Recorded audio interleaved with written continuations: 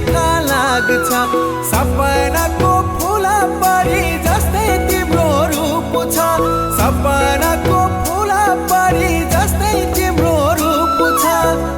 हेर्दा हेर्दै तिमी कान्छी भयौ 16 सालकी, दर्पणमा हेर कान्छी आफ्नै आँखा लाग्छ, दर्पणमा हेर कान्छी आफ्नै आँखा लाग्छ।